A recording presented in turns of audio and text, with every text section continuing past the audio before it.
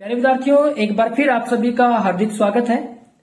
जैसा कि हरियाणा बोर्ड द्वारा जारी सैंपल पेपर के अनुसार हमने अपने पिछले वीडियो में पहले 20 ऑब्जेक्टिव टाइप क्वेश्चन कर लिए थे, तो उसी क्रम में हम आगे बढ़ते हैं और देखते हैं प्रश्न संख्या 21। और ये एक काफी इंपॉर्टेंट क्वेश्चन है। उम्मीद करता हूं कि ये आपके एग्जाम में आ जाना चाहिए। इसमें कहा गया है एक ही वृत्तखंड के कोण डैश होते हैं। तो ये वृत्तों से संबंधित एक महत्वपूर्ण गुण है कि एक ही वृत्तखंड के कोण कैसे होते हैं, समान होते हैं। एक ही वृत्तखंड के कोण समान होते हैं, तो ये आपको ध्यान रखना है। समान या फिर बराबर, दोनों में से आप कोई भी लिख सकते हैं। समान भी लिख सकते हैं और बराबर भी लिख सकते हैं। आगे बढ़ते हैं प्रश्न संख्या 22 की तरफ। इसमें कहा गया है कि एक चक्रीय चतुर्भुज है। प्यारे बच्चों, चक्रीय चतुर्भुज वो होती है जिसके चारों शीर्ष एक वृत्त की परिधि पर हो। जैसे देखो ए बी सी डी, ये जो चारों शीर्ष है ए बी सी और डी, एक ये वृत्त की जो परिधि पर है। एक चक्रीय चतुर्भुज एबीसीडी में एओसी वृत्त का व्यास है। तो देखो ये जो एओसी है ये वृत्त का व्यास है। कोण सीएडी 50 डिग्री का है। कोण सीएडी ये कोण 50 डिग्री है। तो कोण एसीडी का मान बताना है। हमें बताना है कोण एसीडी, इस कोण का हमें मान बताना है। प्यारे बच्चों, इसके लिए आप देखें, जैसे हमारे पास एक वृत्त है, कोई भी एक आप वृत्त अपने दिमाग में सोच लें। ये वृत्त का केंद्र है, तो वृत्त के केंद्र से जो जीवा गुजरती है वो व्यास होती है। सबसे बड़ी जीवा भी कहते हैं, इसको व्यास भी कहते हैं। अब ये जो व्यास है इसको वृत्त को दो बराबर भागों में बांटता है। इस ऊपर वाले को भी हम अर्धवृत्त बोलते हैं, नीचे वाले को भी अर्धवृत्त। अर्ध मतलब आधा वृत्त। और हमारे पास एक गुण होता है कि अर्धवृत्त में बना कोण समकोण होता है। अर्धवृत्त में बना कोण समकोण होता है, यानी कि 90 डिग्री का होता है। तो अर्धवृत्त में कहीं भी कोण बने ये 90 डिग्री का होता है। अब आप देखो कि एओसी ये वृत्त का व्यास है, तो ये हमारे पास अर्धवृत्त हो जाएगा। तो ये हमारे पास अर्धवृत्त हो गया। और ये देखो अर्धवृत्त में बना कोण हो गया ये वाला। तो ये वाला जो कोण हो गया वो 90 डिग्री का हो गया। तो ये अगर 90 डिग्री का हो गया और ये 50 डिग्री है, हमें पता है कि त्रिभुज के तीनों कोणों का जोड़ 180 डिग्री होता है। तो 90 और 50 140 हो गए। तो ये वाला कोण कितने डिग्री का आ जाएगा, 40 डिग्री का।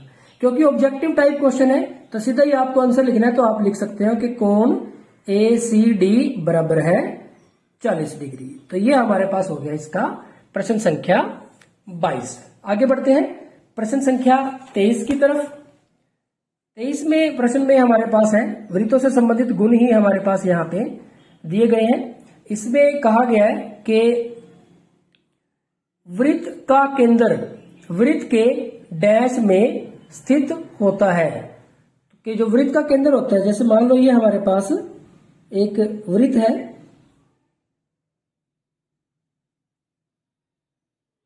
देखो कोई भी बिंदु है, जैसे एक बिंदु हम यहां पे ले लेते हैं P, एक हमने यहां पे ले लिया Q और एक हमने ये R ले लिया। तो 3 बिंदु हमने ले लिए। तो जो P बिंदु है वो वृत्त के अभ्यंतर में है और जो Q बिंदु है वो वृत्त पर है। वृत्त पर है या वृत्त की परिधि पर है। और जो R बिंदु है वो वृत्त के बाहर है, बहिर्भाग में है।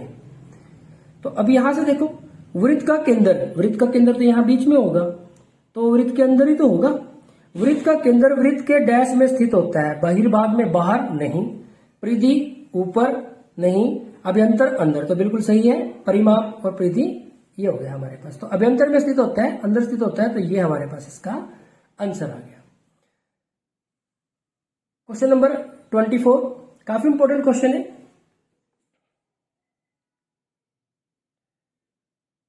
इसमें कहा कि सेट के युग्म में त्रिभुज के कोण होते हैं।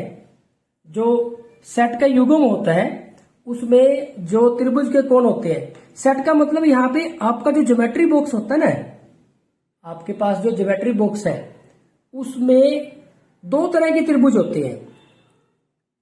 एक तो ऐसा त्रिभुज होता है इस तरह से,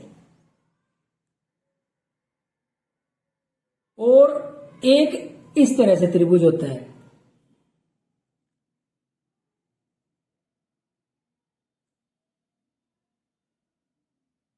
एक के तो जो कोण होते हैं वो 90 डिग्री, 30 डिग्री और 60 डिग्री होते हैं, और एक के जो कोण होते हैं वो 45 डिग्री, 45 डिग्री और 90 डिग्री होते हैं। तो सेट का मतलब यहां सेट स्क्वायर, जो आपके ज्योमेट्री बॉक्स में दो तरह के त्रिभुज आकार के जो वो होते हैं उनको हम सेट स्क्वायर बोलते हैं। तो यहां पे आपके पास ये दो प्रकार के हैं, जो उसमें एक सेट तो कोणों का होता है 30 डिग्री, 60 डिग्री और 90 डिग्री, और दूसरा होता है 45 डिग्री, 45 डिग्री और 90 डिग्री। अब आप देखें 30 डिग्री, 60 डिग्री, 90 डिग्री बिल्कुल सही है। 30, 30, 45 ये त्रिभुज के कोण नहीं हो सकते, क्योंकि त्रिभुज के तीनों कोणों का जोड़ 180 डिग्री होता है। 75 डिग्री, 25 डिग्री, 80 डिग्री ये भी नहीं, और 65 डिग्री, 15 डिग्री और 100 डिग्री ये भी नहीं। तो ए हमारा आंसर है। तो इनमें से आपको देखना है, ऑप्शन में आपको ये भी मिल सकता है और ये भी मिल सकता है। तो फिलहाल हमारे पास ए ऑप्शन इसका राइट ऑप्शन हो जाएगा। नेक्स्ट आगे बढ़ते हैं। 25वां क्वेश्चन है, किसी त्रिभुज की रचना के लिए उसके कम से कम डैश भाग दिए होने चाहिए। तो किसी भी त्रिभुज की अगर हमें रचना करनी है तो यानी कि 3, यहां से ये नाम से क्लियर है। तो किसी भी त्रिभुज की रचना के लिए कम से कम उसके 3 भाग हमारे पास होने चाहिए, तभी हम उसकी रचना कर सकते हैं। यानी कि या तो तीनों भुजाएं दे रखी हो, या तीनों कोण दे रखे हो, या 2 भुजा और 1 कोण दे रखा हो, 1 भुजा और 2 कोण दे रखा हो, यानी कि 3, कम से कम हमें 3 भाग की उसकी आवश्यकता होती है। आगे बढ़ते हैं प्रश्न संख्या 26 की तरफ। इसमें कहा गया है कि 22 सही 1/2 के कोण की रचना के लिए हम कौन से कोण का समद्विभाजन करेंगे। यानी कि कौन से कोण को 2 बराबर भागों में बांटेंगे कि हमें 22 सही 1/2, 22 सही 1/2 को हम क्या कहेंगे, 22.5। 22.5 किसके कोण से समद्विभाजन, किस कोण का आधा करने से हमें मिलेगा। तो देख लो भाई, 22.5 आधा किसका होता है, 22.5 आधा होता है किसका, 45 का। तो 45 का जब हम आधा करते हैं तो देख लें आप, 45, 2 दूनी 4, 2 दूनी 4, 1 बच गया। तो इसको लिख सकते हैं हम 22 सही 1/2। तो 22.5 के कोण की रचना करने के लिए हम कौन से कोण का समद्विभाजन करेंगे, कौन से कोण का करेंगे, 45 डिग्री के कोण का समद्विभाजन हम यहाँ पे करेंगे। तो ये हो गया हमारे पास प्रश्न संख्या 26। आगे बढ़ते हैं प्रश्न संख्या 27 की तरफ। इसमें हमारे पास है कि एक समद्विबाहु त्रिभुज का परिमाप 30 सेंटीमीटर है। समद्विबाहु यानी कि उसकी 2 भुजाएं बराबर हैं, और उसका परिमाप कितना है, 30 सेंटीमीटर, यानी कि तीनों भुजाओं का जोड़ 30 सेंटीमीटर है। उसकी बराबर भुजाएं 12 सेंटीमीटर लंबाई की है। अब देखो यहां पे उसकी जो बराबर भुजाएं हैं वो 12-12 सेंटीमीटर की है। इसका क्षेत्रफल होगा, तो इसका हमें क्षेत्रफल निकालना है। तो प्यारे बच्चों, आप इसको हीरोन के सूत्र की सहायता से कर सकते हैं अगर आपको दूसरा सूत्र नहीं आता है समद्विबाहु त्रिभुज के क्षेत्रफल का। वैसे भी हमारे जैसे हमारा एक पूरा चैप्टर है हीरोन का सूत्र, तो उसकी सहायता से हम देखते हैं। देखो हमारे पास एक त्रिभुज है, कैसी है, समद्विबाहु है, यानी कि इसकी 2 भुजाएं बराबर है, इनको बराबर मान लेते हैं। अब देखो इसकी जो बराबर भुजाएं हैं वो 12 सेंटीमीटर की है, ये भी 12 सेंटीमीटर और ये भी 12 सेंटीमीटर, और इसका जो परिमाप है तीनों भुजाओं का जोड़ वो 30 सेंटीमीटर है परिमाप। अब देखो 12 और 12 24, तो ये हो गया 12 और 12 24 और ये टोटल 30 है, तो ये कितना हो गया 6 सेंटीमीटर। अब हमें देखो त्रिभुज की तीनों भुजाओं का पता है, यानी कि ए का मान हमारे पास 12, बी का मान भी 12 और सी का मान हमारे पास 6 है। 12 12 और 6, किसी को भी आप ए मान सकते हो, किसी को भी इसमें से बी मान सकते हो। एस क्या होता है, ए प्लस बी प्लस सी बटे में 2, या हम इसको पी बटे 2 भी लिख सकते हैं। पेरीमीटर परिमाप, परिमाप का आधा, परिमाप हमारे पास या तो इन तीनों भुजाओं को जोड़ दें, 12 और 12 24 और 6 30। हम ऐसे भी कर सकते हैं 12 जमा 6 बटे में 2, 30 बटे में 2, कितना आ जाएगा 15, 2 एकम 2 और ये 15 दूनी 30। तो एस का मान आ गया हमारे पास 15। दूसरा देखो परिमाप हमारे पास 30 था, तो सीधा ही हम 30 बटे 2 उससे 15 भी निकाल देते हैं। अब हीरोन सूत्र द्वारा त्रिभुज का क्षेत्रफल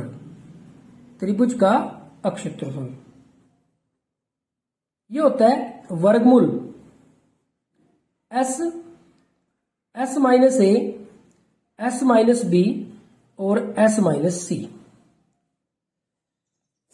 तो आप देखेंगे कि एस का मान 15 है, 15 और ये 15 माइनस ए, ये हमारे पास 12, फिर 15 माइनस बी, बी भी 12 और फिर 15 माइनस सी, सी हमारे पास है 6। तो ये आ गया हमारे पास 15 गुना में 15 माइनस 12 3, 15 माइनस 12 3 और 15 माइनस 6 9। अब आप देखें इस 15 के भी टुकड़े बना ले, 3 गुना में 5, 3 गुना में 3, इसके 3 गुना 5 लिखा, ये 3 गुना 3 ये है ही है हमारे पास, और 9 के भी 3 गुना में 3 लिख देते हैं। अब देखो इस 3 से एक 3 बाहर चला जाएगा, इस 3 से एक 3 बाहर चला गया, 3 गुना में 3 और बाकी का अंदर ही बच गया 3 और 5, 3 3 9। यहाँ पे हमारे पास इन दोनों 3 से एक 3 बाहर आ गया, इन दोनों 3 से एक 3 बाहर आ गया, और ये 3 गुना में 5 ऐसे लिख दिया, 3 3 9 हो गया हमारे पास, और ये वर्गमूल 15। तो 9 वर्गमूल 15 सेंटीमीटर स्क्वायर ये आ गया। अब आप ढूंढ लें इसमें 8 वर्गमूल 15, 7 वर्गमूल 12, 9 वर्गमूल 15, 15 वर्गमूल 15, तो 9 वर्गमूल 15, सी इसका राइट ऑप्शन हो जाएगा। तो प्यारे बच्चों ये हो गया हमारे पास प्रश्न संख्या 27। आगे बढ़ते हैं प्रश्न संख्या 28 की तरफ। प्रश्न संख्या 28 में कहा गया है कि एक त्रिभुज का आधार 12 सेंटीमीटर है और ऊंचाई 8 सेंटीमीटर है, इसका क्षेत्रफल होगा। अब देखो ये तो बिल्कुल सिंपल ही हो गया, त्रिभुज का आधार और ऊंचाई दे दी, तो त्रिभुज का क्षेत्रफल ये होता है 1/2 गुना में आधार गुना में ऊंचाई, 1/2 आधार का मान है 12 और ऊंचाई है 8, 2 एकम 2, 2 6 12, 6 8 48। त्रिभुज का क्षेत्रफल है तो वर्ग सेंटीमीटर, क्योंकि सेंटीमीटर में। तो प्यारे बच्चों ये इसका आंसर आ गया। तो ये हो गया हमारे पास प्रश्न संख्या 28। आगे बढ़ते हैं प्रश्न संख्या 29 की तरफ। प्रश्न संख्या 29 में हमारे पास है ए भुजा वाले समबाहु त्रिभुज का क्षेत्रफल। तो समबाहु त्रिभुज का क्षेत्रफल इसका सूत्र होता है वर्गमूल 3 बटे में 4 ए स्क्वायर, क्योंकि भुजा क्या है ए। अगर यहां x लिखता तो वर्गमूल 3/4 एक्स स्क्वायर, यहां कुछ भी नहीं लिखता तो तब भी ऐसे लिख सकते थे, या फिर वर्गमूल 3/4 गुना में भुजा इसकी शक्ति 2, दोनों में से कोई सा भी लिख सकते हो। तो ये बेटर है आप यही लिखें। ये हो गया हमारे पास प्रश्न संख्या 29। आगे बढ़ते हैं प्रश्न संख्या 30 की तरफ। सिंपल क्वेश्चन, फॉर्मूला पूछा गया है आपसे। इसमें कहा गया है घनाभ का पृष्ठीय क्षेत्रफल होता है। तो घनाभ का पृष्ठीय क्षेत्रफल का फॉर्मूला लिखना आपको क्या होता है, 2 गुना में ब्रैकेट में लिखेंगे LB plus BH plus HL। L का मतलब लंबाई, B का मतलब चौड़ाई और H का मतलब ऊंचाई। तो ये हो गया हमारे पास घनाभ का पृष्ठीय अक्षेत्रफल। आगे बढ़ते हैं प्रश्न संख्या 31 की तरफ। ये भी हमारे पास सूत्र ही पूछा गया है कि अर्धगोले का आयतन जिसकी त्रिज्या r है वो डैश होगा। तो अर्धगोले का आयतन का सूत्र आपको पता होना चाहिए।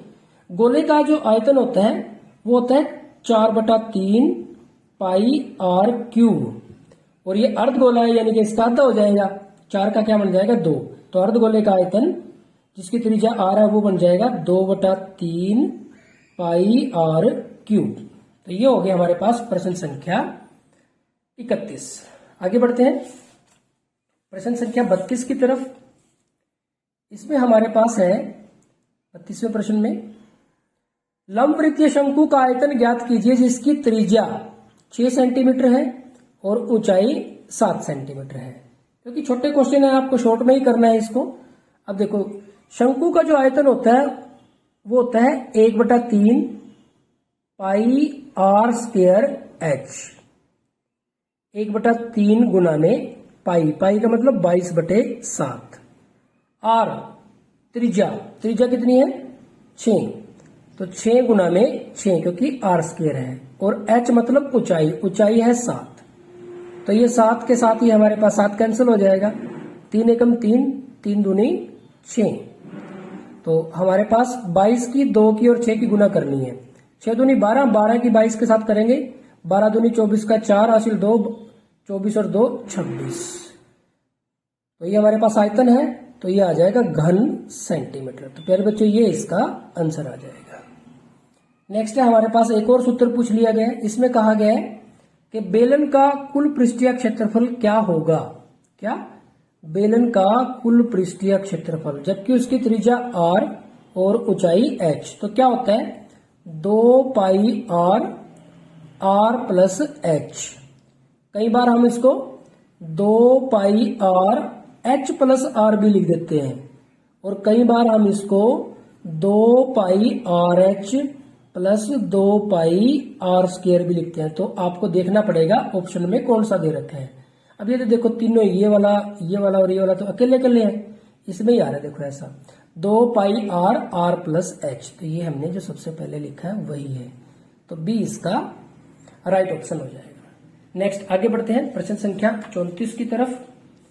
इसमें कहा गया है कि एक घनाभाकार बर्तन 10 मीटर लंबा 8 मीटर चौड़ा है, इसे कितना ऊंचा बनाया जाए कि इसमें 380 घन मीटर द्रव आ सके। देखो 380 घन मीटर यानी कि मीटर की शक्ति 3। अब मीटर की शक्ति 3 से हमें पता चल गया, और ये वैसे भी यहां पे लिखा हुआ है कि कितना द्रव आ सके, यानी कि ये घनाभ के आयतन से संबंधित प्रश्न है। और घनाभ के आयतन का सूत्र क्या होता है L गुना में B गुना में H। अब L का मान 10 है, B का मान 8 है, और कितना ऊंचा बनाए H का मान निकालना है। ये किसके बराबर दे रखा है 380 के। तो H बराबर है 380 बटे में 10 गुना में 8। ये कट गया इसके साथ, 2 पे काटा ये 4 आ गया, और 2 पे काटा ये 19 आ गया। तो ये हमारे पास आ गया 19 बटे में 4। 19 को 4 से करेंगे, 4 चौके 16, 3 बच गए 0, 4 सत्ते 28, 2 बच गए, और 4 पंजे 20। तो ये आ गया हमारे पास 4.75 मीटर। 4.75 मीटर सी में है हमारे पास, तो ये इसका राइट ऑप्शन हो जाएगा। आगे बढ़ते हैं प्रश्न संख्या 35 की तरफ। इसमें पूछा गया है कि 20 के सभी संभव गुणनखंडों का माध्य डैश होगा। तो 20 के जितने भी गुणनखंड हैं उनका माध्य बताना है। अब देखो 20 पूरा पूरा किस पे भाग हो जाता है, पहले तो वो देखो 20 के गुणनखंड कौन कौन से हुए। 1 पे भी भाग हो जाएगा, 2 पे भी, 3 पे नहीं होगा, 4 पे हो जाएगा, 5 पे हो जाएगा, 6 7 8 9 पे नहीं होगा, 10 पे हो जाएगा और ये 20 हो गया। अब ये जो गुणनखंड है इनका माध्य निकालना है। तो माध्य निकालने के लिए हम क्या करते हैं, आंकड़ों का योग बटे में आंकड़ों की संख्या। तो इनको जोड़ देते हैं, 1 जमा 2 जमा 4 जमा 5 जमा 10 जमा 20 और बटे में कितने हैं, 1 2 3 4 5 6 कर दिया। 1 और 2 3, 3 और 4 7 और 5 12, 12 और 10 22, 22 और 20 42, 42 बटे में 6, 6 कम 6, 6 सत्ते 42, तो 7 आ गया। तो ये हमारे पास इसका आंसर आ गया। तो प्यारे बच्चों ये हो गया हमारे पास प्रश्न संख्या 35। काफी इंटरेस्टिंग, थोड़ा सा घुमा के क्वेश्चन पूछा गया कि 20 के सभी गुणनखंड। तो पहले तो हमने सारे गुणनखंड निकाले और फिर हमने माध्य का सूत्र लगा के माध्य निकाल दिया। प्रश्न संख्या 36 है हमारे पास। इसमें कहा गया है कि वर्ग 150 160 का वर्ग चिन्ह है 145 310 10 और 155। क्या करोगे आप, वर्ग चिन्ह हमें बताना है तो इन दोनों को जोड़ के बटे में 2 करना है। तो 150 जमा 160 बटे में 2, 150 और 150 तो 300, तो ये 310 बटे में 2 हो गया। 2 एकम 2, 2 एकम 2, 1 बच गया, 2 पंजे 10, फिर 1 बच गया, 2 पंजे 10, तो ये आ गया हमारे पास 155। तो डी में हमारे पास 155 है। तो ये हो गया हमारे पास प्रश्न संख्या 36। आगे बढ़ते हैं प्रश्न संख्या 37 की तरफ। काफी मजेदार क्वेश्चन है। इसमें कहा गया है कि किसी कक्षा के 9 विद्यार्थियों की ऊंचाई सेंटीमीटर में दी हुई है। इन आंकड़ों का माध्यक भी कह देते हैं, माध्यिका भी कह देते हैं, ज्ञात करनी है।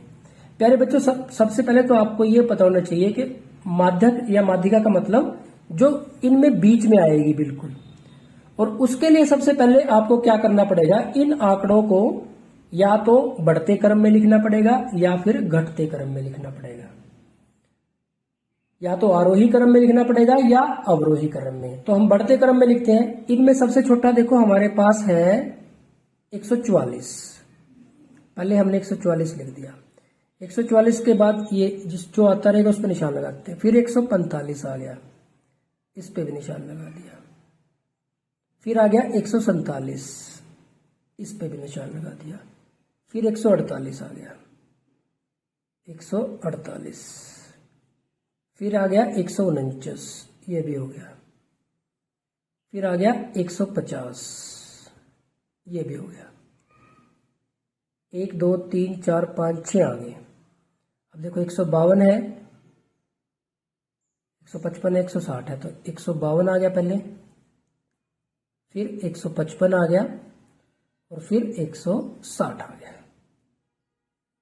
155 और 160, तो 9 थे ये। 1 2 3 4 5 6 7 8 9।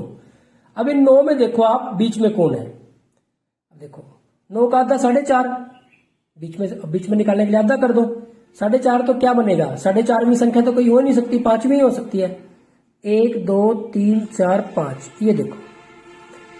तो ये देखो बीच में नजर आ रहा है। इधर आप देखेंगे 1 2 3 4 और इधर भी 1 2 3 4, तो इधर भी 4 है और इधर भी 4 है, तो यानी कि ये बीच में है बिल्कुल। इधर भी 4 है और इधर भी 4 है, तो यही हमारे पास इसका माध्य है, यानी कि 149। अच्छा मान लो आपके पास ये आंकड़े ऐसे होते 144 145 147 148 149 150, मान लो ऐसे होते 6 होते ये। अब देखो आप आरोही क्रम में लिखने पे हमें 6 मिलेंगे, 1 2 3 4 5 6। अब 6 का आधा 3, ये रहा तीसरा, पहला दूसरा तीसरा। अब देखो आप इधर तो इसके 2 हैं और इधर इसके 3 है, तो ये बीच में नहीं है। और अगर हम इधर वाला लें, उससे अगले वाला लें, तो इधर 3 हो जाएंगे और इधर 2 हो जाएंगे। तो अगर ऐसी समस्या आ जाए तो ये दोनों लेने हैं आपको, 147 भी 148 भी, और जो बनेगा उसको 2 से भाग कर देना, दोनों लेके और उसको 2 से भाग करके हल कर देना, जो भी आएगा। तो ये आ जाएगा 147.5। फिलहाल हमारा तो आंसर क्या है 149। आपको ये देखना है बीच में कौन सा है। तो लेकिन सबसे पहले उसके लिए आंकड़ों को या तो बढ़ते क्रम में आरोही क्रम में लिखना पड़ेगा या फिर घटते क्रम में यानी कि अवरोही क्रम में लिखना पड़ेगा। तो आमतौर पे हम बढ़ते क्रम में ही लिखते हैं। नेक्स्ट 38वां क्वेश्चन है। इसमें कहा गया है एक क्रिकेट मैच में एक महिला बल्लेबाज खेली गई 30 गेंद में 6 बार चौका मारती है। 30 में से चौके कितनी बार मारे 6 बार। चौका न मारने की प्रायिकता ज्ञात करो। अब देखो प्रायिकता का सूत्र होता है, प्रायिकता बराबर है अनुकूल परिणामों की संख्या बटे में कुल संभव परिणामों की संख्या। अब आप देखें, पहले तो कितनी गेंद पे चौका मारा 6 पे, कितनी में से 30 में से। तो उसकी चौका मारने की प्रायिकता क्या होगी, जितनी पे चौका मारा है और कुल कितनी खेली 6 एकम 6 और 6 पंजे 30। तो ये उसकी चौका मारने की प्रायिकता है। लेकिन पूछा क्या है चौका न मारने की प्रायिकता, तो इसको 1 में से घटा देंगे। 1 में से जब हम 1/5 को घटाएंगे तो यहाँ पे एलसीएम 5 आ गया, 5 एकम 5 माइनस 1, तो ये आ गया 4/5। एक तो तरीका इस क्वेश्चन को करने का ये है, तो ये हमारे पास आ गया 4/5 एक तरीका। दूसरा तरीका ये है, देखो ये हमने जो प्रायिकता निकाली है चौका मारने की है, और हमें किस चीज की प्रायिकता निकालनी है, चौका न मारने की प्रायिकता। 30 में से कितनी गेंद पे चौका मारा 6, कितनी पे चौका नहीं मारा 24, तो नहीं की निकालनी है, तो कितनी पे चौका नहीं मारा 24 पे। कुल कितनी गेंद खेली 30, तो ये अनुकूल परिणाम हो गए, ये कुल परिणाम हो गए। 6 चौके 24, 6 पंजे 30, तो ये आ गया 4/5। देखो यहां से भी 4/5 है। तो दोनों में से आप किसी भी तरीके से इसको कर सकते हैं। तो ये हो गया हमारे पास प्रश्न संख्या 38। आगे बढ़ते हैं प्रश्न संख्या 39 की तरफ। काफी इंटरेस्टिंग और दोनों ही क्वेश्चन 39 भी और 40 भी दोनों ही इंपॉर्टेंट क्वेश्चन है। इसमें कहा गया है कि किसी घटना के घटने की प्रायिकता डैश के बीच होती है, 0 और 1 बिल्कुल सही, -1 और 1 के बीच में प्रायिकता कभी भी माइनस की नहीं हो सकती, 1 और 2 नहीं, प्रायिकता 1 से बड़ी भी नहीं हो सकती, 2 और 3 ये भी नहीं हो सकता क्योंकि ये भी 1 से बड़ा है। तो किसी भी घटना की जो प्रायिकता होती है वो किसके बीच में होती है, 0 और 1 के बीच में। जिस घटना की प्रायिकता 0 होती है उसको बोलते हैं असंभव घटना। असंभव घटना। जिस घटना की प्रायिकता 0 होती है उसको असंभव घटना, और जिस घटना की प्रायिकता 1 होती है उसको बोलते हैं निश्चित घटना। ये भी इंपॉर्टेंट है, ये भी आप ध्यान रखेंगे।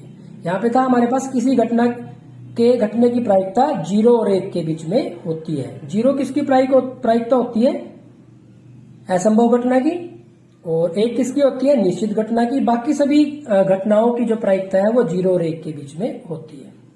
नेक्स्ट हमारे पास प्रश्न संख्या 40 है। इसमें कहा गया है एक पासे को एक बार उछाला गया।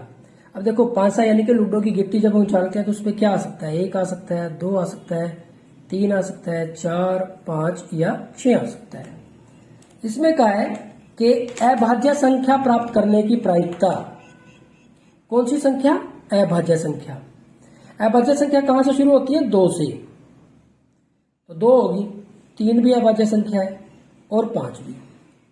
तो कितनी संख्याएं अभाज्य संख्या है, 3, और कुल कितनी होगी, 1 2 3 4 5 6, कुल होगी 6। अनुकूल परिणाम हो गए 3, कुल परिणाम हो गए 6, तो 3 एकम 3, 3 दूनी 6, तो ये आ गया 1/2। तो ये इसका आंसर आ जाएगा। तो प्यारे बच्चों ये हो गया हमारे पास प्रश्न संख्या 40। तो यहाँ पे हमारे पास सैंपल पेपर द्वारा, जो हरियाणा बोर्ड द्वारा सैंपल पेपर दिया गया था उसमें जो वेरी इंपॉर्टेंट 40 क्वेश्चन दिए गए थे यहाँ पे हमारे कंप्लीट हो जाते हैं। तो प्यारे बच्चों आप इन सभी प्रश्नों को और इनके जैसे प्रश्नों को अच्छे से तैयार कर लें। इसके साथ साथ आपको एक सलाह दी जाती है कि हर चैप्टर के अंत में सारांश दिया हुआ है, आप सभी चैप्टर का सारांश जरूर पढ़ लें, क्योंकि बहुत सारे ऑब्जेक्टिव टाइप क्वेश्चन आपको उस सारांश से भी मिलेंगे। आज के इस वीडियो लेक्चर में इतना ही, लगातार प्रैक्टिस करते रहिए। Thank you very much.